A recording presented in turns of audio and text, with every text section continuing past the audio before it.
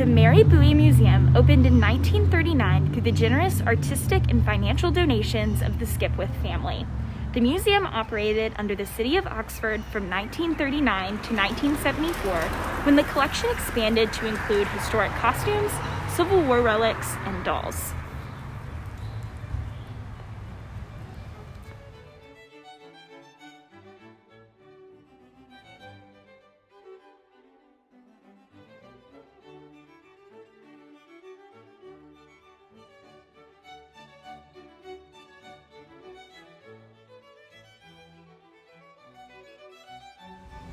The city deeded the museum to the University of Mississippi in 1974, and with the help from the legislative appropriation and funds from the Skipwith Foundation, a large new wing was added and named the Kate Skipwith Teaching Museum.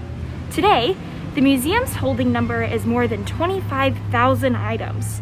The Bowie Museum, Skipwith Museum, the Walton Young House, and Roanoke together are known as the University Museum and Historic Houses. Please join us on this virtual tour through our galleries.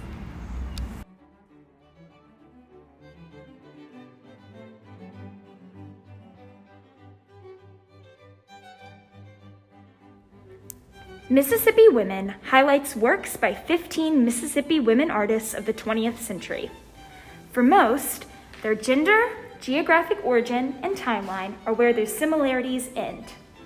Their choice of mediums vary widely, from painting on a pair of shoes, to the traditional oil on canvas, to encaustic pigmented wax on copper plate.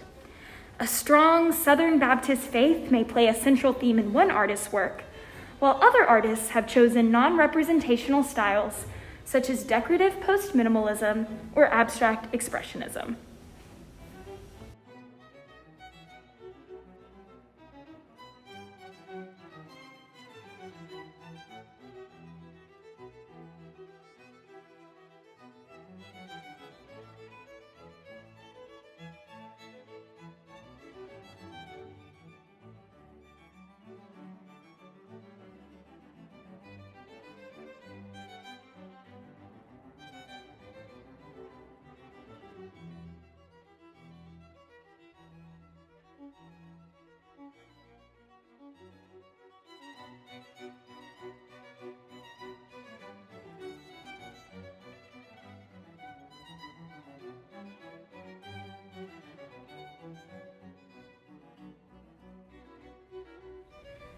Born in New York City in 1926, Seymour Lawrence was a renowned publisher who introduced many eminent authors to the literary world.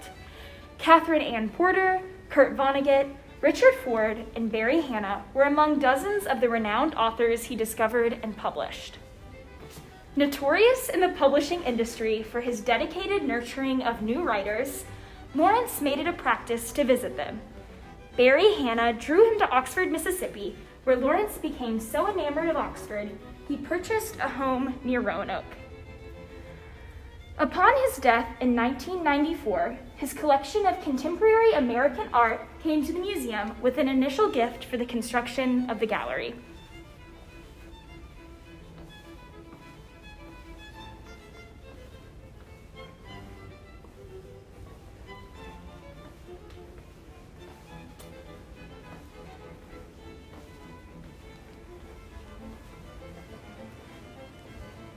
Among many prominent works is Abstraction, Lake George by Georgia O'Keeffe.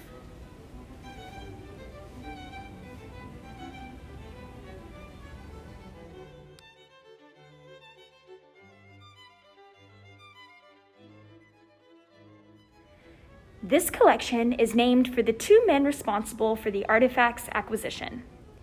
John Millington arrived at the new University of Mississippi in 1848 to teach natural sciences.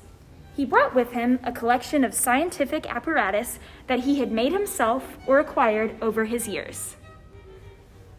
Frederick A. Barnard arrived in 1854.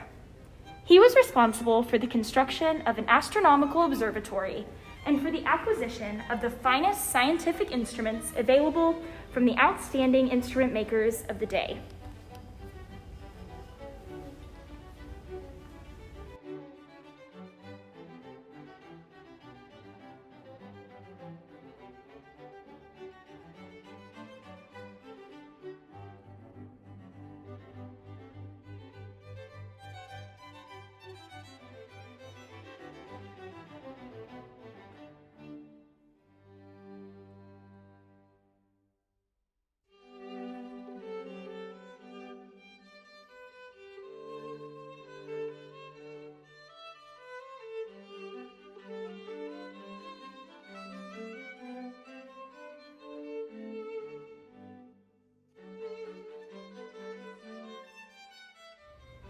Theora Hamlet was born and raised in Paris, Mississippi, and lived the latter part of her 80-year life in Oxford. A school teacher by training, she had a lifelong interest in art, but didn't begin painting until age 55. Hamlet passed away in 1977 after gaining fame throughout the nation as a self-taught artist whose brightly colored paintings of children's games and childhood memories had universal appeal.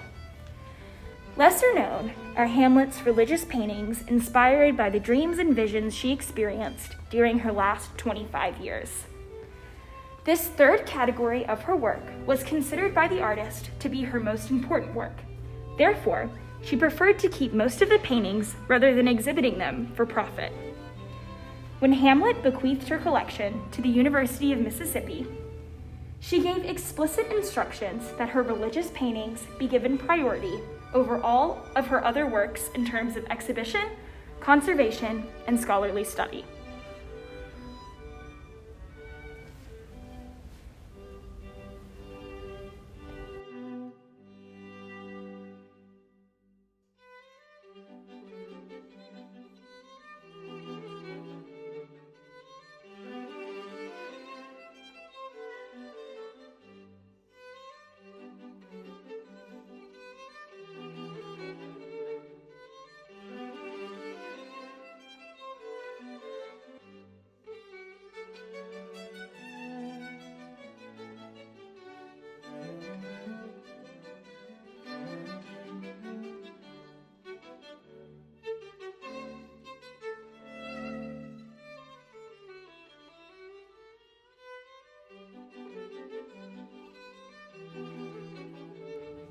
Much of this incredible collection was brought to the university as the personal collection of Professor David M. Robinson, a world-renowned archaeologist and teacher. Retired from Johns Hopkins University, Dr. Robinson came to teach at the University of Mississippi in 1949. On his death in 1958, he bequeathed his collection to the university, his widow, and Harvard University.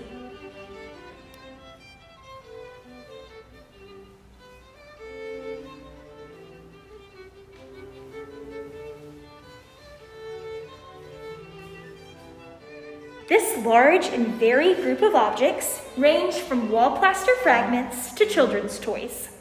Dr. Robinson excavated these artifacts between 1928 and 1938 in the Greek city of Olympos. Olympos was destroyed by enemy action in 348 BCE, its population sold into slavery, and the houses and contents left undisturbed until excavators found the ruins. Olympos is still a primary source of knowledge of Greek town planning and domestic life in the classical period.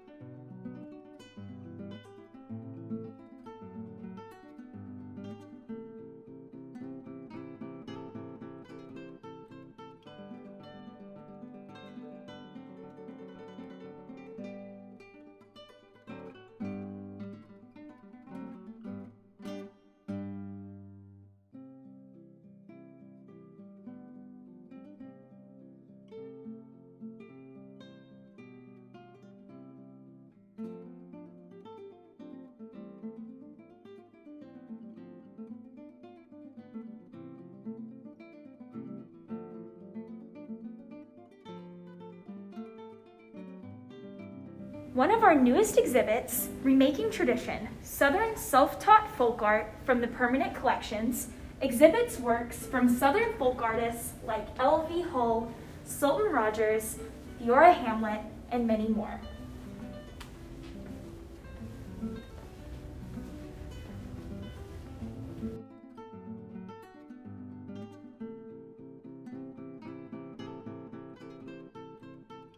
Our special exhibit, Hardcovers and Paperbacks by Brian Detmer, showing until December 5th, 2020, truly breathes new life into old books. Brian Detmer, born in 1974, is an American contemporary artist. A large body of Detmer's current work is created by altering books, including older dictionaries, encyclopedias, and others. Detmer seals and cuts into the books, exposing select images and text to create intricate, three-dimensional derivative works that reveal new or alternative interpretations of the books.